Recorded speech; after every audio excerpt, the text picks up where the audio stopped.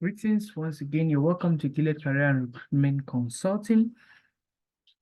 We are taking you through the section on editing your email profile, your email account, so that most of the jobs you apply to, or the opportunities you apply to, maybe the upper scholarships or the fellowship programs you apply to, you will appear more credible, and actually you stand a chance of gaining approval to your scholarship. You stand the chance of gaining being shortlisted for your interview. You stand a chance of being nominated for your program.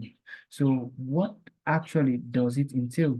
There are some steps that have definitely not won't definitely touch here, which is creating a professional email account. A professional email account should carry your name, right? It's not the name of your startup, your company, or maybe your organization. It carries your name, right?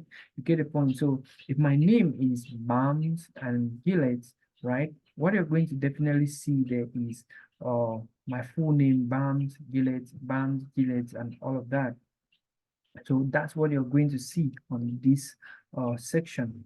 You're definitely not going to see all other names, or maybe, the current trend on youth, or maybe the current trend on the kind of names we had before, the kind of identity you're trying to create.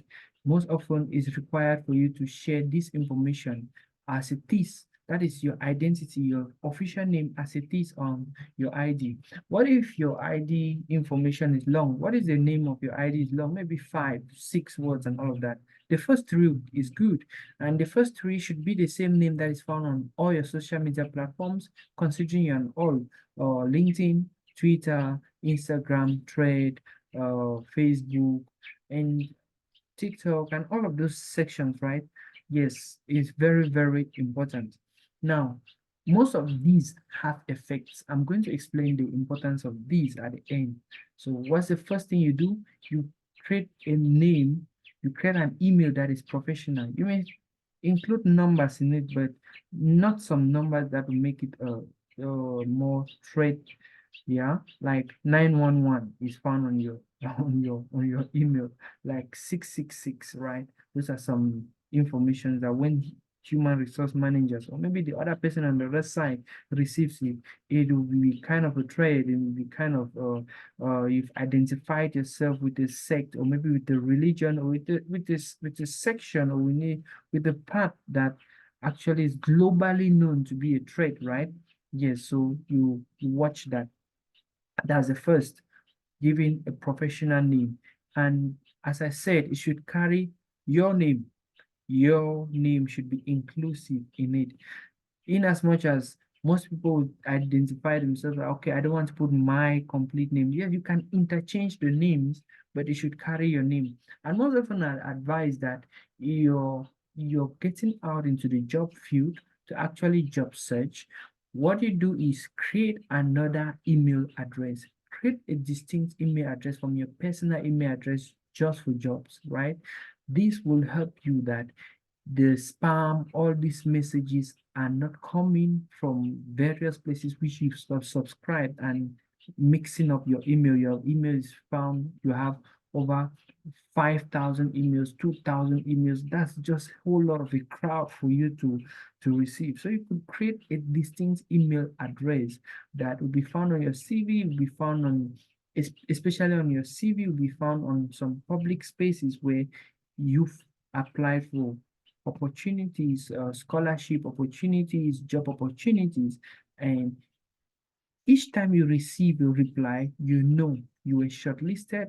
That's a reply from a human resource manager, the CEO, the manager of the company. That's a reply from any of the programs to which you applied for. You get a point? Yes. So what do you get to do? Now I'm using this. This is on the desktop mode. The phone section is quite different. It's not as open as here, but it's the same functionality. So what you definitely do is you go on the phone, you go to settings first. Once you click the settings, before you go and click on manage your Google account. So once I click on manage my Google account, what I definitely appear here is on my laptop. This is what I'll receive, right? Remember, one of the first thing you should do is you need to have a photo there. This is a logo, right? If considering I open my private email, it has my photo, my name, my official names on it. It does not have the name of other people, but it has my photo, my name on it. So what you do is you put an official photo and a professional photo for that matter. If you do not have a professional photo, yes, take a normal photo and use some online sites to make it a little bit professional, like profile picture makeup. Yes, that's a section to which you can make your photo professional and upload. So once you're here, you navigate to the personal information. Same on the phone. Once you say manage, you click on manage a Google account, you come to personal information. The name, the picture, you could update the picture, yes. As I said, the same picture on all sections. Next is the name. Yes. Most companies will not want to receive a company apply to them. They want individuals, considering you're applying for a particular job. So what you do is you put your official name. If your name is Bam Skillet, put Bam Skillet, and it should be the first letter, capital letter, and the second, the subsequent following should definitely be small letters. So we are talking of Bams, and here we're talking Gillets, right? Gillets. Yes, we are talking of Bams, Gillets, and yes, it's same. On the phone is the same. Yeah, and you may not have to put a nickname. Yes, Bams Gillette is already edited. And I added the photo, I put my official photo. I could go down and go and edit my other information or my home, where I live, where I work, and all of that. It's just like a social media platform. These are not too much of a necessity, especially on address, because um but it has to be placed on it. Yes. In other regions, it's different. In other regions, it's quite different. So what you do is you edit this information and immediately you get back to editing your email signature. Now, I'm going to explain a lot on the email signature. That's one very, very, very important aspect that many people actually do ignore, right? Yes, the email signature. Many actually do ignore the email signature. On on the phone is actually different. And you take note that if you put an email signature on your laptop, it won't be the same as that on the phone. That's a setting that I've noticed as I've been working with clients and as I've been building, as I have several emails, right? It's not going to be the same. You get the point? So what you definitely do here is you come and edit your email signature. Now, let me give you a little briefing. Considering you have over 10 years of experience, 15 years of experience, 20 years of experience, and you really need that your recruiter or whosoever, wherever you're applying, they view that you actually have those number of years of experience and all of those, you put it on your email signature. Each and every email that you want to apply for, there are basic details that they want to see on those email signature, right? Let's say, okay, here it is. On the email section is quite unique, right? On the email section is quite unique. So you come and you take time off to edit a lot on your email signature. You edit a lot on your email signature. What you what I advise for people to place, especially if you're job searching, right? Especially if you're job searching, what you get to place there is more of your name, your your a title like your name, next is your occupation, who you are, like more of a definition of who you are. The next phase of it is you're putting your LinkedIn link or maybe years of experience. Yeah, years of experience, from years of experience and the impact you've created from the years of experience and the impact. Yes, what have you helped companies to achieve? It shouldn't be too long, right? Because once you draft an email, it is going to make it way longer again. The email, each email sent will make it really way longer. So the impact, and from the impact, then you place your LinkedIn link, your Twitter link, your Facebook link, your YouTube link, maybe your website link. Yes, considering you have a website, that's more of marketing yourself. And for example, those who are in video editing, you're applying for a video as a videographer in a worldwide program, or maybe World Food Program and all of these, and World Panda Program, and these organizations, they want to see your previous archives. So what you do is you will have to definitely put a lot. You have to definitely put a lot of information.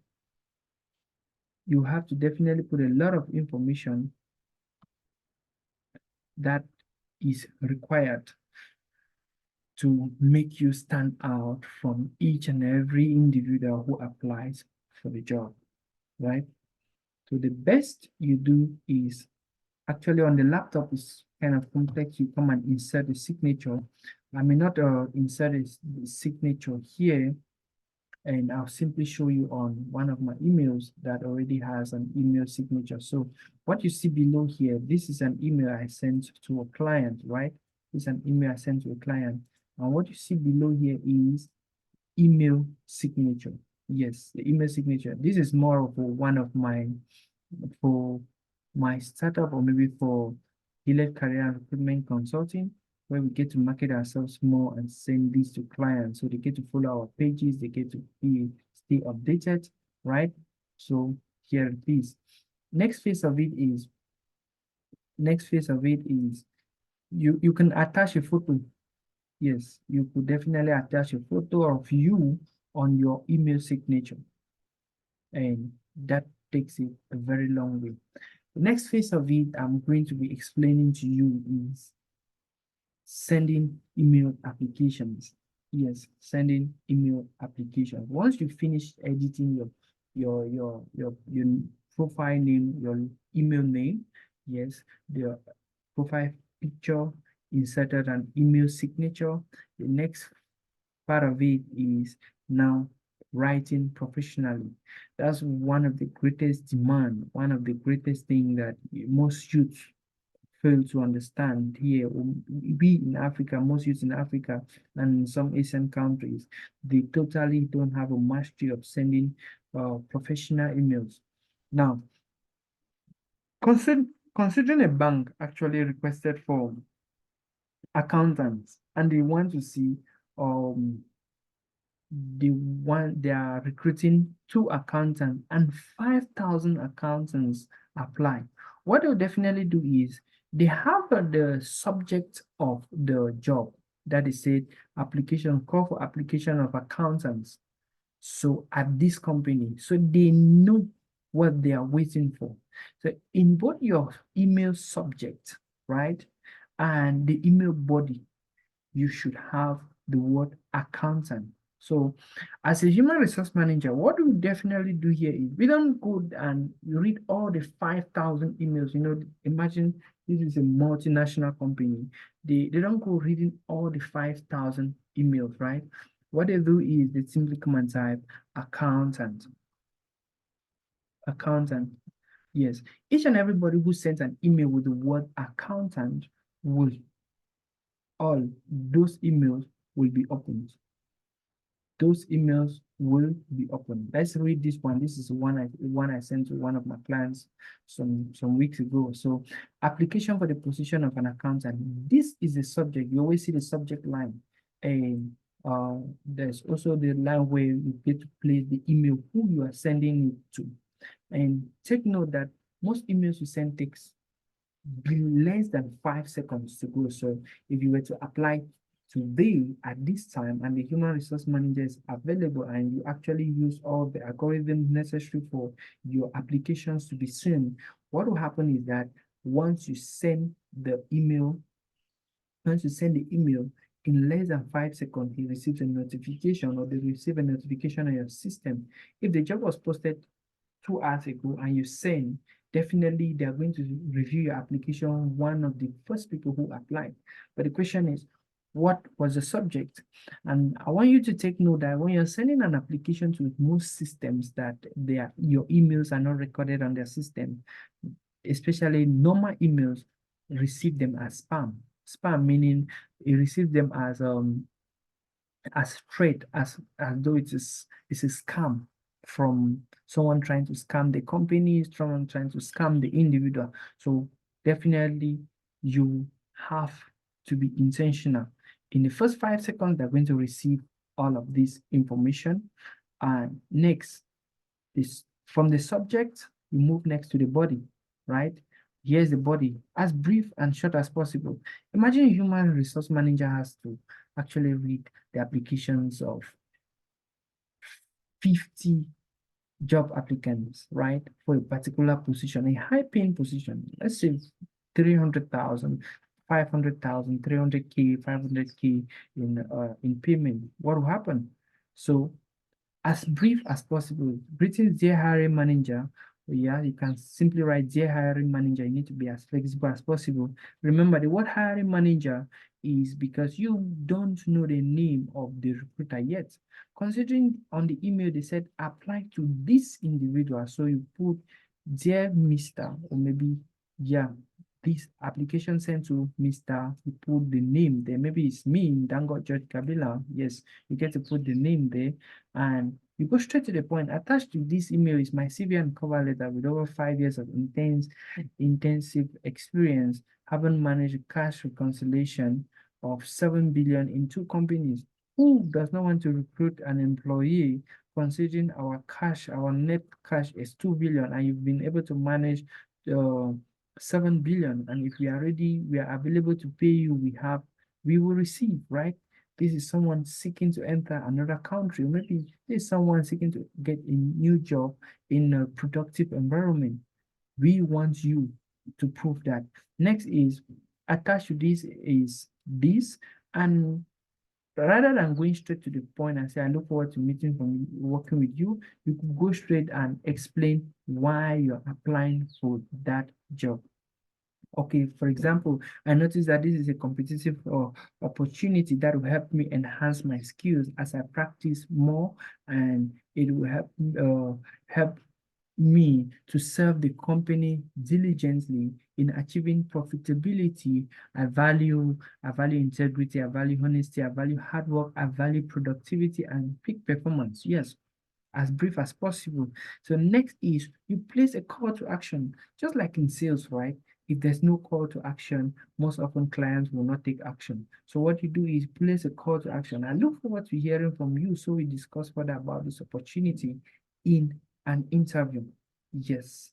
And for most international or cross-regional opportunities, it is advisable to always post highly available and I am available to relocate, because most often they may view on your CV that you're in this region. How will you work with them in this other region? Definitely you put there that you're available to relocate. This same statement is found on your CV too. You are very available to relocate and you are open to move from the region where you are and next to where you want to work. Next phase of it, you close it, yeah, yours sincerely. Now, the last part of it here was not written. This particular section, Dango George, recruitment consultant, all of that, over 5 years of experience, served 7 billion and all of that in risks CFA France patients in risk emergency cases and all of that. Now, this is a sample, um, this is a sample email signature I was doing for a client, right? So what happens here is this automatically appear. Yes, it automatically appear. So let's just sincerely, and this appears, and we go straight to the point, and I send my application and straight to the point. The the human resource manager reviews everything. All the may click all the link to read more about me, find more about me, and all of that. You send your application. Don't forget, I haven't mentioned one thing. If you do everything, you have a good email, you have a you have a good email, you have a good profile photo, you have a good name, you have a good LinkedIn email signature, you a very nice body, the subject is good, you're addressing the right person without attaching your CV, then definitely you're not going to be shortlisted. Why? Because they need to go and read on your CV. If you say you have 5 years of experience and you've been able to manage do cash reconciliation of over 7 billion, what proves that you're credible enough? They need to see which companies, where, which regions did you work in, which will give you an upper hand. So what they're definitely going to look either below or above, and they're going to see the documents you attached and simply call you for the application. Let me show you a quick review here. Considering I'm applying for a job, and here is this, here it is. So I'm sending this job to, there's this application to, I'm sending this application to Kabila. I'm sending to myself, right? Yes, to this. And my subject there is application for the position of an executive nurse. Yeah, an executive nurse. And okay, you saw some things here. Most often some emails, some job descriptions say you should copy to, send to, and copy to. What definitely do you do? This is copy to, and there is also BCC. So the first section is CC, you're copying to this person. They are going to receive this emails distinctively. But this BCC is that if I attach another email here, Mr. Ndango just will review that this Xerox company, or maybe Gilead consultancy received this email too. So they can receive the emails at both ends. How helpful is this? If one person's email is full, is overcrowded, your email will equally appear on the other person's email, which will enhance them shortlisting your application, right? You take note about this. Yes, so most often they say copy, send here, and copy here. Most often you just simply come and place the next email here. You copy to, right? And next is the body. Here's the body. Remember, I spoke about the email signature. This is the email signature. Yes. As I clicked, as I clicked on, as I clicked on compose email, what did you see? This automatically appeared. And then I write the body here and immediately attach my documents and I send. I'm good to go. If you apply for 10, 15, 20, 30 jobs after we have built your CV, edited and optimized your LinkedIn profiles, most companies will not resist calling you because they need people who are confident and competent enough and who understand the value they can offer in companies. Remember, your identity plays a high role. Now, there's something most human resource managers do, the importance of all of these. What they do is they simply copy your name as you've placed, maybe in Dango George Kabila, and go and type on the browser, right, to see who you are, right? What appears first is your LinkedIn profile.